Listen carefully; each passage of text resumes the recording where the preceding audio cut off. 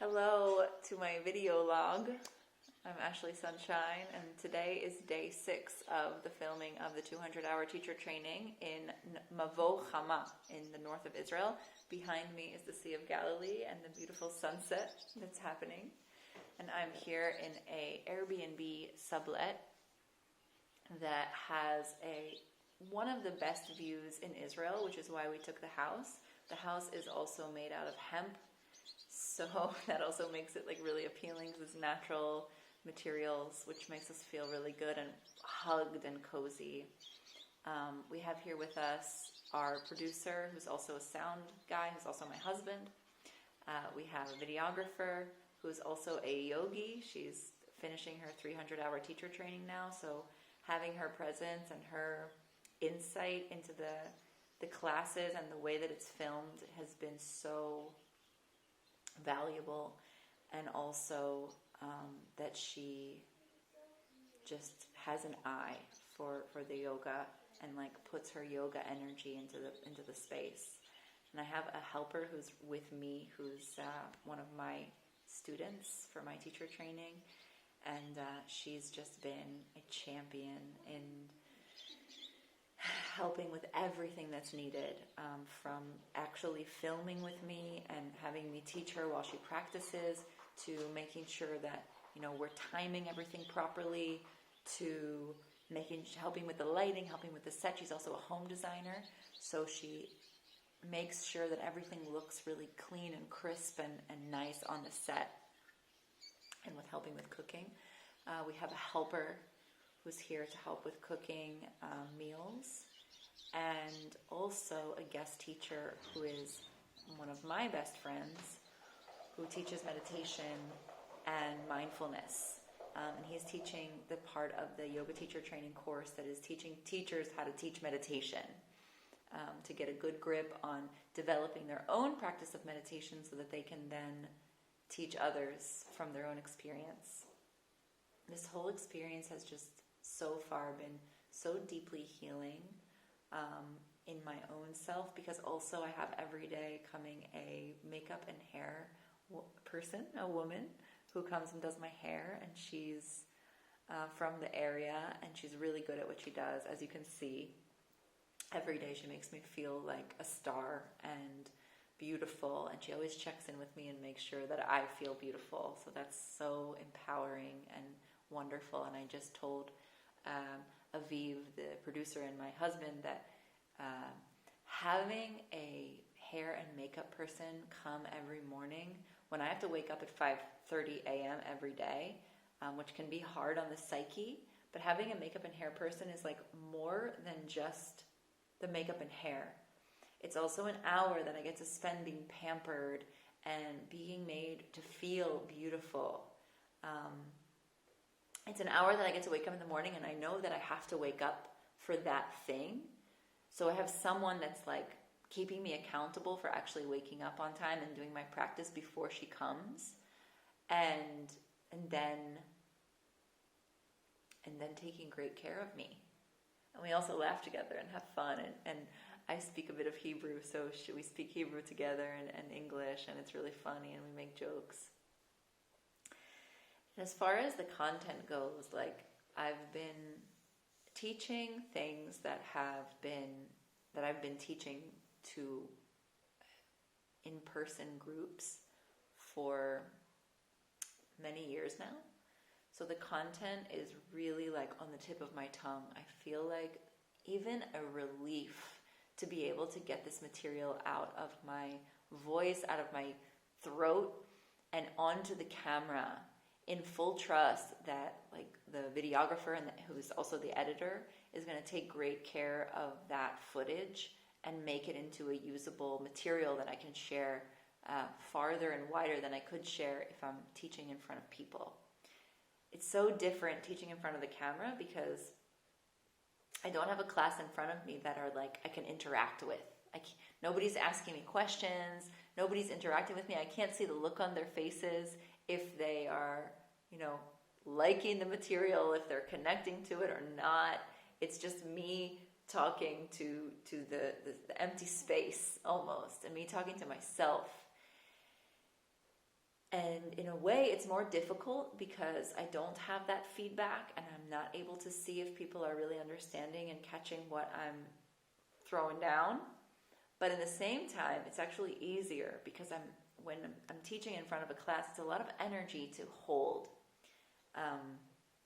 When I'm teaching in front of a class, I'm so aware of the way that everybody's feeling. So if someone's feeling bad, or if someone's not into it, or if someone's really distracted and having a hard day, like I feel that and I'm concerned for them. And this is something I'm learning for myself, that when I am actually teaching in front of a class, to try not to be so involved in the way that the students are feeling. Even though, yes, it's important for me as a teacher to get that feedback and be able to be in the feedback loop so that I'm serving my students in a way that's really helpful and uplifting for them, but that also that it's not weighing me down. Like their energy is their responsibility. It's not my responsibility. And that's something that I'm learning on the way, because I feel like responsible for their energy. You know, if they're coming to my class and they're not happy, it's like my fault. But that's not true, because there's so many other factors that are going on in their lives and in their minds and in their bodies that I can't control if people are feeling good or not. All I can do is be, communicate for myself and respond when my response is needed. So that's been a huge learning experience for me.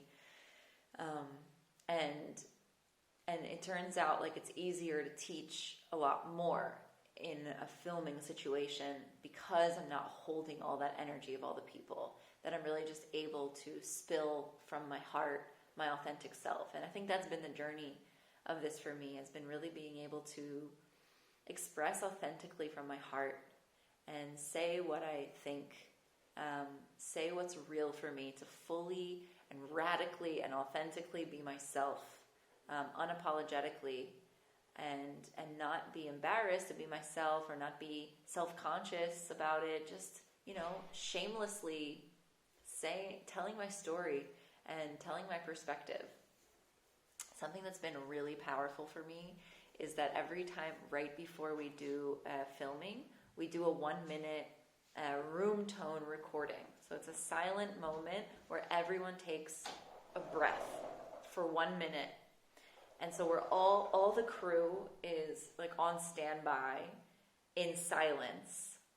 And I always close my eyes and just feel the presence of the moment. And I make a little prayer that I am clear with the information that I'm bringing, and that I'm authentic, and that I'm real, and that I'm bringing the yoga codes to this world. And the first time I did this with the team, like it's powerful to have everybody doing that just before it's like go time. Because I think in our society, usually we kind of just do it instead of taking a moment to reflect or to have silence. It's technical, like we need to do it for the technical reason, but it actually adds this dimension of spirituality and of mindfulness and consciousness to the filming. And for me, the first time I did it, I made that prayer of like, let this information come through me clearly and lovingly and with impact, like impactfully. And I really felt, I'm here in the Sea of Galilee, where Jesus walked and Mother Mary and Mary Magdalene were.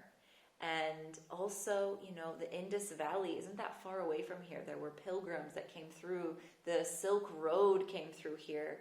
There was ancient teachers that walked on this land. And I feel their presence.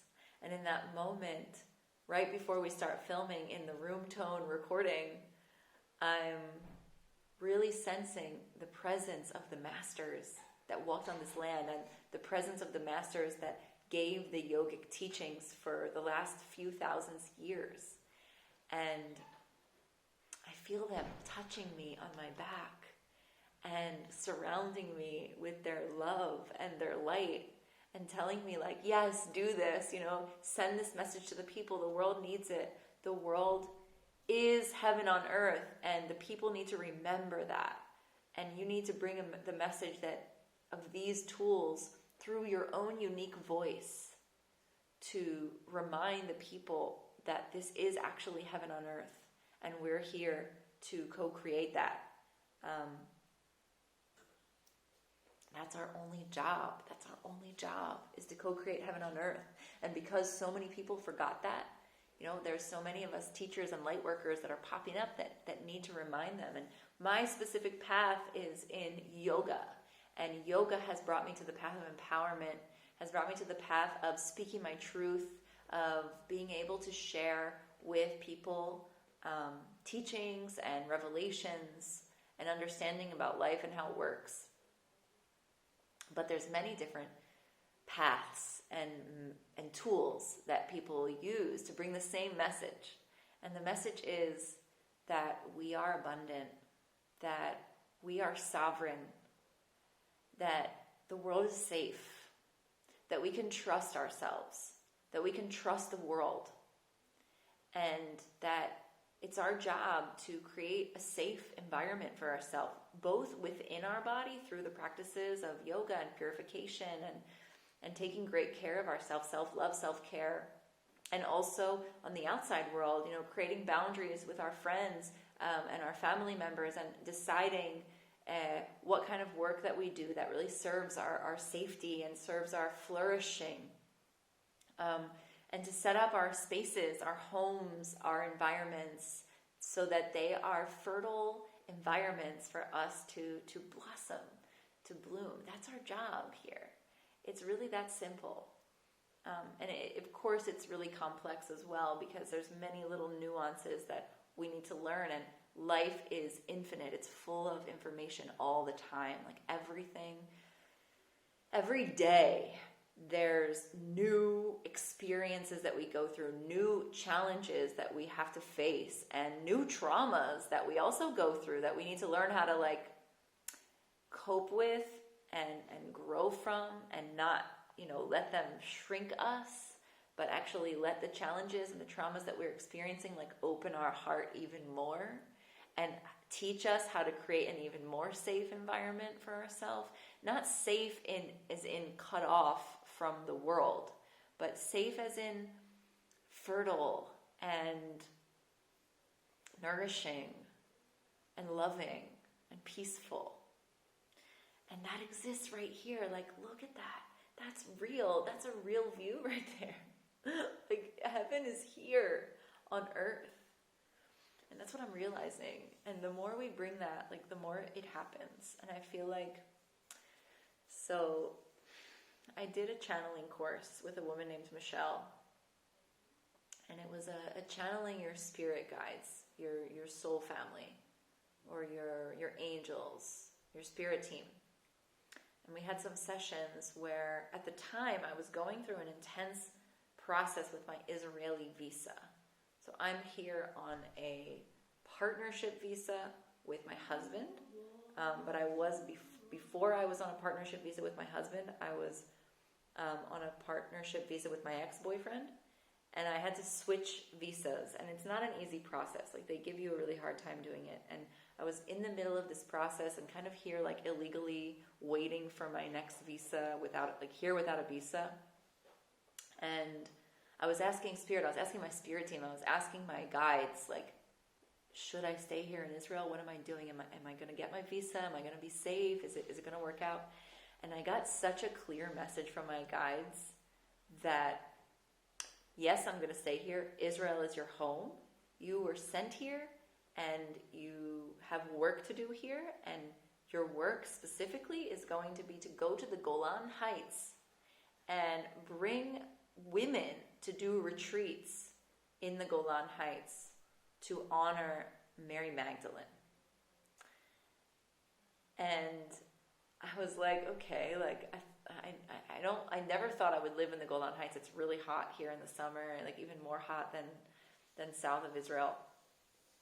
And, it's also really far away from Tel Aviv, and it's far away from anything I know in Israel, except for vacation spots, And it just so happened that the house that was available to us, that had the most amazing view, that had an amazing set for filming, for my yoga teacher training, that I'm basically broadcasting my teachings and my authentic wisdom to the world, is from here.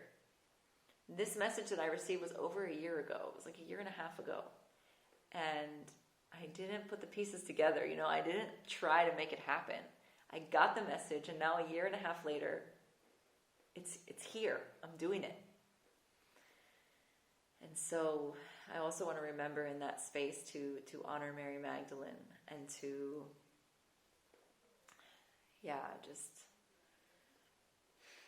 like remember that message and remember that calling and honor that Spirit is real. That Spirit is really working through us, and we're all here for a reason. We all have our purpose. We all have our codes. We have the message that's supposed to come through us in whatever way, shape, or form that's supposed to be. And we can actually tap into that. Like, we can sense that with our sixth sense, what that's supposed to be. It's just a matter of taking and spending time with ourselves and asking God, asking Spirit, what do you want from me? How will you have me serve? Where should I go? Who should I be around? And the answers are there. It's just a matter of quieting down and listening, and then following that joy, following the excitement and the bliss and the ease. And for me, at the time when I received that message, I was here without a visa, so I was a bit illegal, even though it's kind of like a gray area.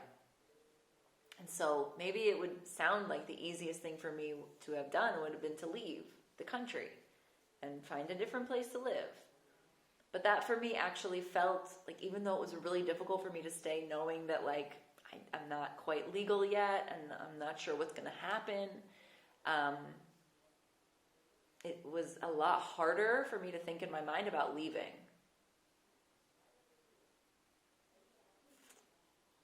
And I think that is the difference. Maybe something's difficult that we're going through, but if we're really real with ourselves, if that's what's meant to be, then that's going to be the easiest option, actually. Because even if something is easier, it's going to feel harder on our soul.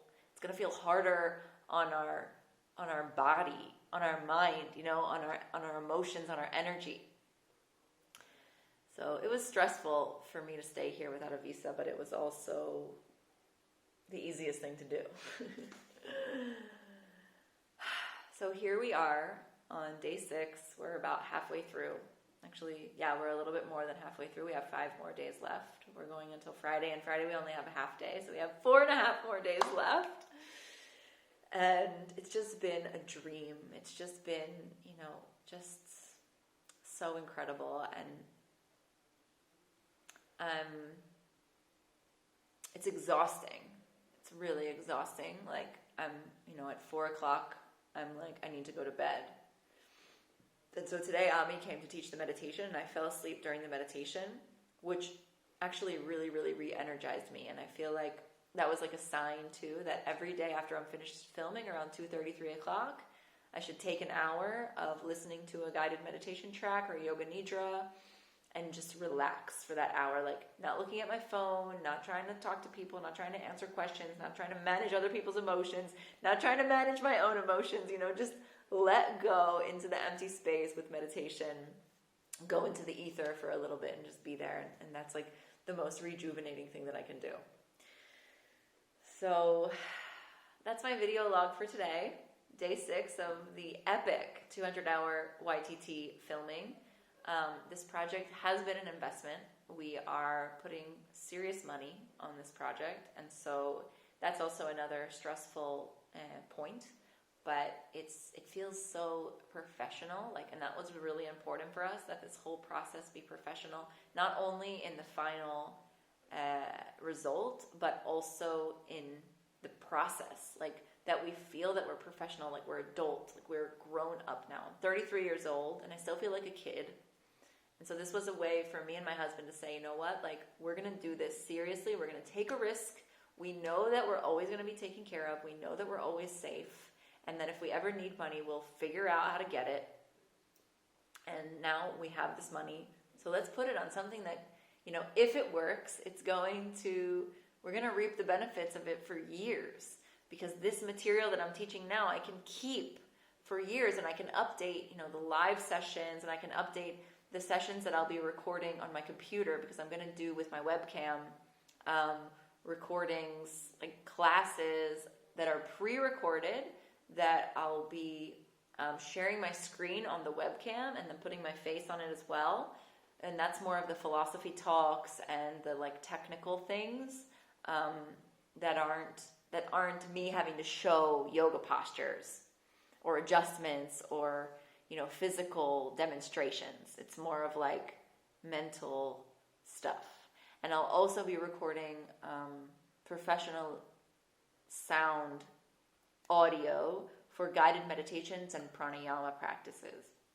And I'm so lucky to have a husband who is a sound man, because he sets me up with a professional microphone at home and an audio sound card box thing that makes the sound quality really high, takes down any background noise, and then I can add in background music that are binaural beats or different kinds of tones.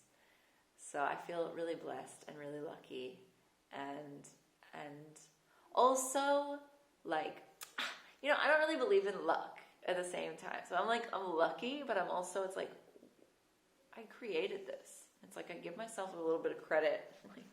I created this, and Source, I co-created this with Source and with these beautiful people that are here. So thank you to Aviv, thank you to Shir, the videographer, thank you to Mo, my assistant and stylist and the set designer. Thank you to Netta for the makeup and the hair. Thank you to Leanna, who's my designer for my website and for my platforms online. Thank you to Carly, the photographer who was here last week. Thank you to Ami, the meditation teacher and kombucha maker and my best friend in my soul family. And thank you to Pegasus for being here, for helping out with food and just being a unicorn mermaid. And thank you to Inon and the family for renting this house to us, and for everybody else that's helped out and been a part of this project and this team. I'm so honored and full of love and joy. And there goes the sun over the beautiful mountains in the background. Thank you to God, thank you to the earth, thank you to the sun and the moon. And I'll pop on here again. Big love. Bye.